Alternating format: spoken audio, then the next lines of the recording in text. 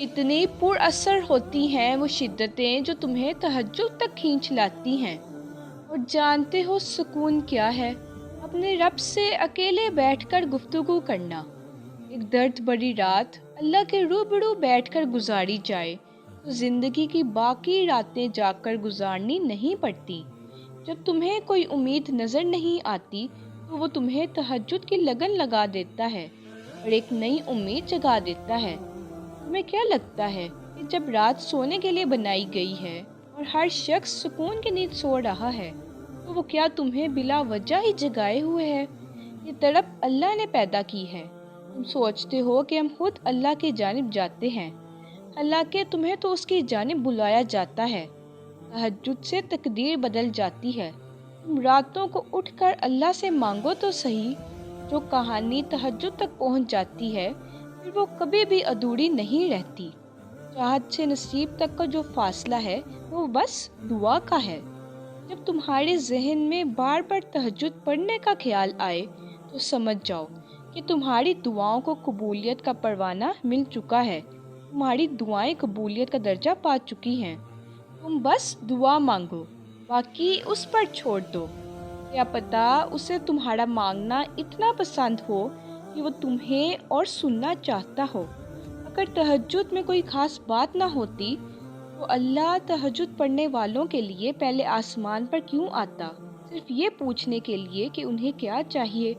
अल्लाह उनकी दुआएं सातवें आसमान पर भी सुन सकता था, लेकिन फिर भी उनसे मुलाकात के लिए पहले आसमान पर तशरीफ लाता है।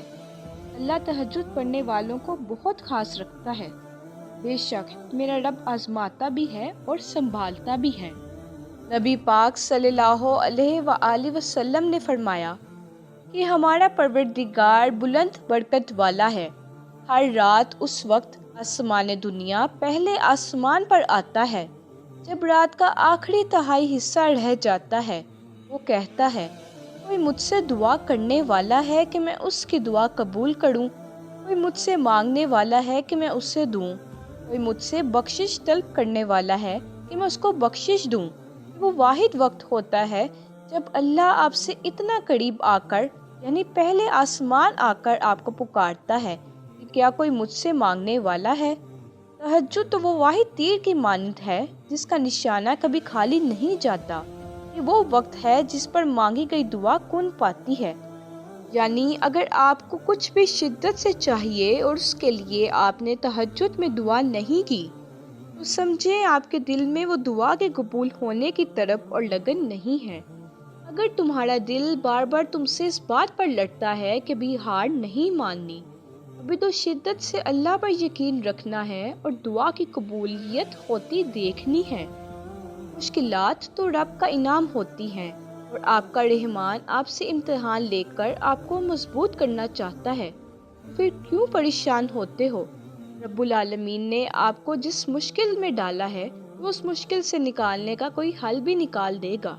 कभी कभी इंसान लड़ते लड़ते थक जाता है, फिर आखिरी उम्मीद रात की तन्हाई में तहज्जुद के सजदे में आंसुओं से अल्लाह से बातें करना होती हैं और दिल हल्का हो जाता है। हज़रत अली रज़ी तआला अन्हुम ने फरमाया, हासिल को अगर पाना चाहते हो तो तहज्जुद पढ़ा करो, क्योंकि जो नसीब में ना हो उसे तहज्जुद की दुआएं मुकद्दर में ले आती हैं। हमारी ज़िंदगी में आने वाली और होने वाली हर चीज़ में अल्लाह की मसलियत होती है।